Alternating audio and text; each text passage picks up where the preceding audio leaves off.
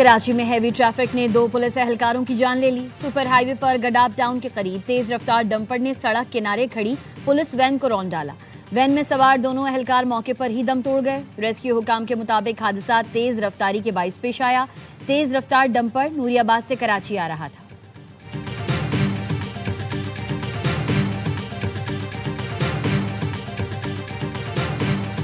Cocaine dealer अनमोल और पिंकी को city court के बजाय आज सेंट्रल जेल में पेश किया जाएगा। डीआईजी साउद असद रजा की दरखास्त पर अदालत ने हुक्म जारी कर दिया। बगदादी पुलिस अनमोल और पिंकी को लेकर सेंट्रल जेल जाएगी। सिक्योरिटी वजूहात की बिना पर केस की समाअत जेल में कायम अदालत में की जाएगी।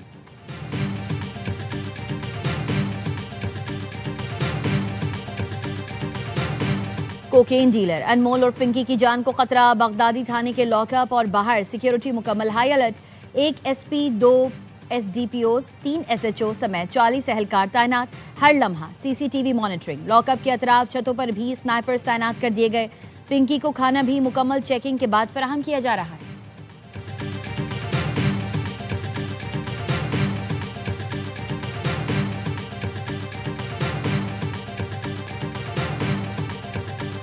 अनमोल और पिंकी को साबिक शौहर नासिर ने कोकेन बनाने का माहिर बनाया। नासिर अपने 2 भाइयों समेत इस कारोबार में मुलव्विस था। पुलिस ने मजीद तफसीलात जमा कर ली। दोनों मियां बीवी लाहौर और कराची समेत पूरे पाकिस्तान में कोकेन सप्लाई करते थे। अनमोल पिंकी ने साबिक इंस्पेक्टर राना अकरम के कहने पर नासिर से तलाक ली।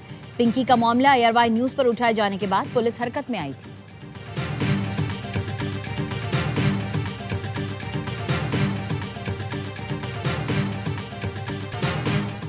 ईरान को फौरी कदम उठाना होगा वरना उनके पास कुछ नहीं बचेगा। ईरान के लिए वक्त तेजी से खत्म हो रहा है। अमेरिकी सदर ट्रंप की फिर धमकी। सोशल मीडिया पर पोस्ट में लिखा, ईरान के लिए वक्त बहुत अहम है। ईरानी फौज ने सदर ट्रंप की धमकियों को बेमानी करार दे दिया। मुसल्लह फौज के तर्जुमान ने वाज़ेह कर दिया, अमेरिका को किसी भी नई जहरियत पर तबाहकुन जवाब मिलेगा। वजारत खारजा के तर्जुमान इस्माइल बकाई कहते हैं, ये इनका पुराना तरीका है कि पहले खुद बहरान पैदा करो और फिर अमन की बहाली का नाम लेकर हमले करो।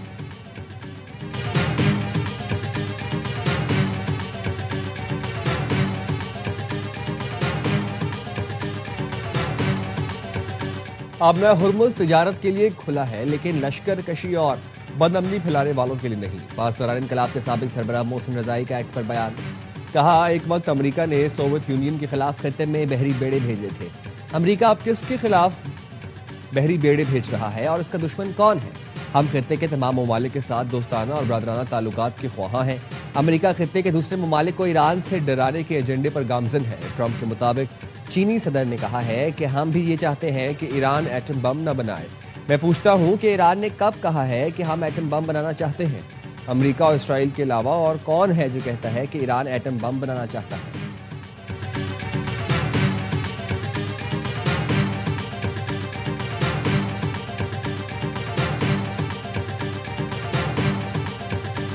प्रोजेक्ट फ्रीडम पाकिस्तान की दरख्वास्त पर रोका गया। अमेरिकी वजीर खारजा मार्को रूबियो का एनबीसी को इंटरव्यू।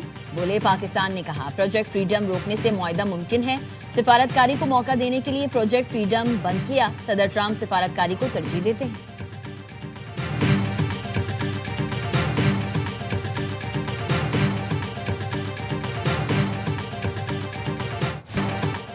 ईरान अमेरिका में मुस्तकिल जंग बंदी और खत्ते में अमन का मिशन। वज़ीर दाखिला मोहसिन नकवी की तेहरान में ईरानी क़यादत से अहम मुलाकातें। सदर मसूद पज़ेश्कियान से 1-on-1 1.5 घंटा तवील मुलाकात।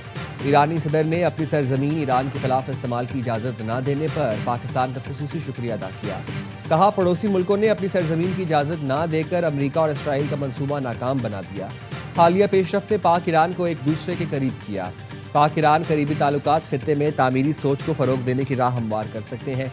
इस्लामी ममालिक इत्तेहाद और इत्तेफाक की तरफ बढ़ें। खित्ते में जारहियत का इम्कान इंतहाई कम हो जाएगा। मोहसिन नकवी ने कहा, नाजुक मोड़ पर सच्चे दोस्त और दुश्मन की पहचान होती है। वज़ीर दाखिला 3 घंटे सदारती महल में रहे। ईरानी हम मनसब और वज़ीर खारजा अब्बास अरागची से भी मुलाकात की। स्पीकर बाकर गालिबाफ से मुज़ाकरात का अमल आगे बढ़ाने पर तफसीली गुफ्तगू की गई। मोहसिन नकवी का कहना था, दोनों कौमें पहले भी एक दूसरे के करीब थीं, लेकिन अब मजीद करीब आ गई हैं। उम्मीद है कि पाकिस्तान मुज़ाकरात को किसी नतीजे पर पहुंचा सकेगा।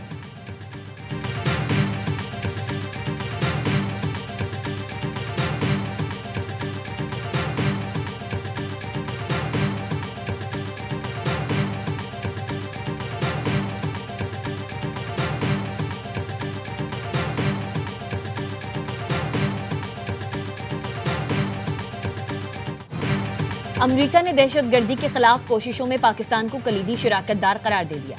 सरबराह अमरीकी central command admiral bread Cooper ने सेनेट कमेटी को ब्रीफिंग में कहा, पाकिस्तान इंसदादे दहशतगर्दी का काबिल एतमाद शराकतदार और दाइश के खिलाफ कलीदी हैसियत रखता है। इस्लामाबाद के साथ मजबूत फौजी शराकतदारी से दहशतगर्दों के खिलाफ ठोस नताइज हासिल हुए। दहशतगर्दों की मौजूदगी के बायस अफगानिस्तान अमरीकी निगरानी की फहरिस्त में पहले नंबर पर बरकरार है।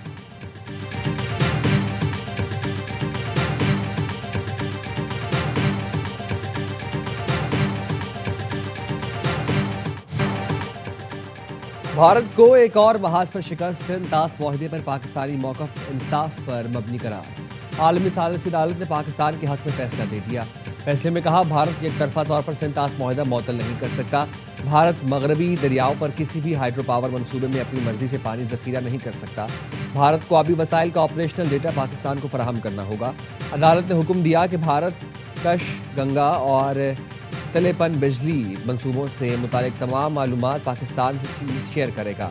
सिंध-तास मुआहदे पर पाकिस्तानी मौक़िफ़ इंसाफ पर मबनी है। पाकिस्तान का फैसला एक खैर मकदम, फैसले को बैनुल अक़वामी कानून और गैर जानिबदार इंसाफ की फतह करार दे दिया।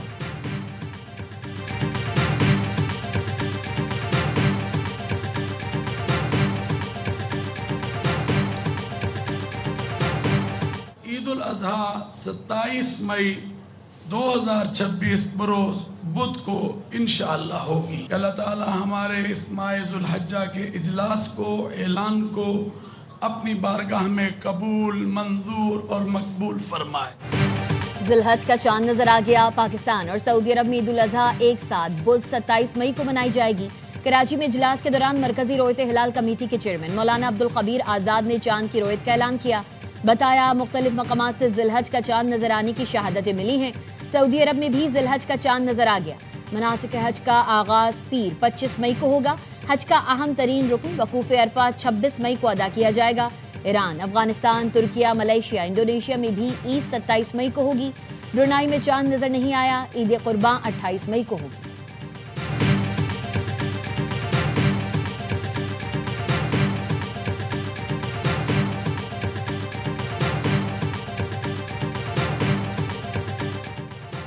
खित्ते में जंग बंदी के लिए पाकिस्तान की सिफारती कोशिशें जारी। वज़ीर-ए-आज़म शहबाज शरीफ और कतरी वज़ीर-ए-आज़म के दरमियान राबता। खित्ते की सूरत हाल पर गुफ्तगू। वज़ीर-ए-आज़म ने इलाकाई सिफारतकारी में कतर के तामीरी किरदार को सराहा। चैलेंज से निपटने के लिए करीबी मुशावरत जारी रखने पर इत्तफाक। नायब वज़ीर-ए-आज़म इसहाक डार और मिस्री वज़ीर ख़ारजा की ईरान अमरीका जंगबंदी पर बातचीत। मिस्र के वज़ीर ख़ारजा की पॉलिसी पाकिस्तान की अमन इस्तेहकाम के लिए कोशिशों की तारीफ। रहनुमा की इलाकाई मुशावरती फोरम पर भी गुफ्तगू। ईरानी वज़ीर ख़ारजा का कतरी हम मनसब से राबता। खित्ते की सूरत हाल और अपने हुर्मुज़ से मुतालिक उमूर पर बातचीत।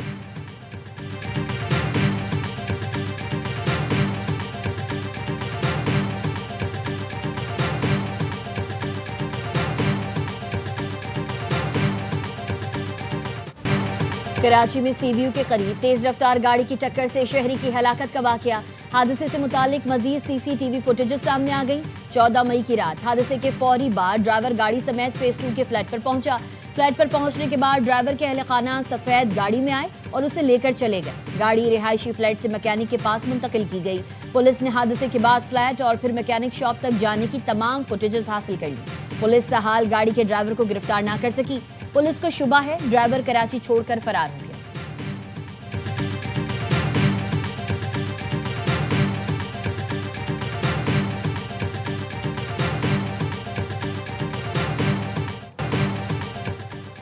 कराची में घग्गर फाटक पुल के करीब फायरिंग। इमाम मस्जिद फतह मोहम्मद जाँ बहक। पुलिस के मुताबिक फतह मोहम्मद नमाज इशा के बाद कोट कासिम में वाक़िया मस्जिद से निकले थे। नामालूम मुल्ज़िमान ने घग्गर फाटक के करीब फायरिंग करके कत्ल किया और फरार हो गए। मकतूल से लूटमार नहीं हुई। जाय बकूस मोटरसाइकिल, पर्स, मोबाइल फ़ोन मिला। वारदात के मुख्तलिफ पहलुओं से तफ्तीश जारी है।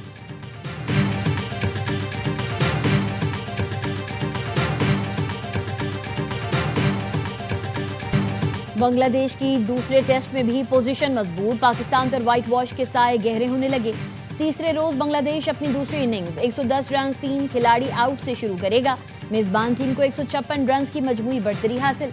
पाकिस्तानी बल्लेबाजों ने बॉलर्स की मेहनत पर पानी फेर दिया। सऊद, शान, आगा और रिजवान सब के सब फिर नाकाम।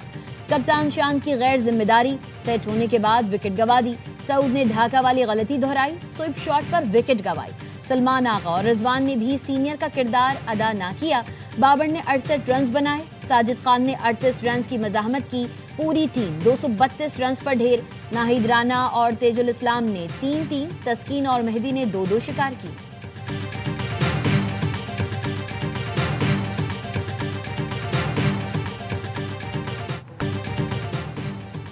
पिच बैटिंग के लिए बहुत अच्छी, लेकिन हम शराकत नहीं बना सके। बाबर आजम की सिरहट में प्रेस कॉन्फ्रेंस, कहा मैच जीतने के लिए बल्लेबाजों को जिम्मेदारी लेना होगी। शराकत टूटते ही विकेटों की लाइन लग जाती है, इस खामी पर जल्द काबू पाना होगा। बाबर ने अपनी और आगा की विकेट टर्निंग पॉइंट करार दी।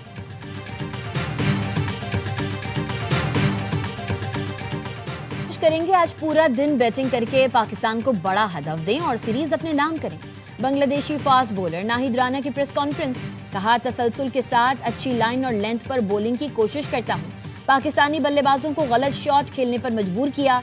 इजाफी रफ्तार की वजह से टीम को हमेशा मुझसे विकेटों की तवक्को होती है। तेजुल इस्लाम ने उम्दा बॉलिंग से 3 विकेटें हासिल की, लेकिन साजिद खान ने शानदार हिटिंग करके लगातार 3 छक्के लगाए।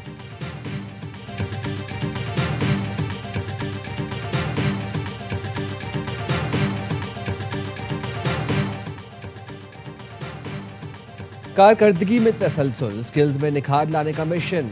एनसीए लाहौर में व्हाइट बॉल कैंप के तीसरे रोज प्रैक्टिस मैच खेला गया। 28 खिलाड़ी 2 टीमों में तकसीम किए गए। नेशनल क्रिकेट एकेडमी और पाकिस्तान मेंस टीम के व्हाइट बॉल कोचेज ने खिलाड़ियों की कारकर्दगी का जायजा लिया। 21 मई तक जारी रहने वाले कैंप के दौरान मुख्तलिफ सेशन कराए जा रहे हैं।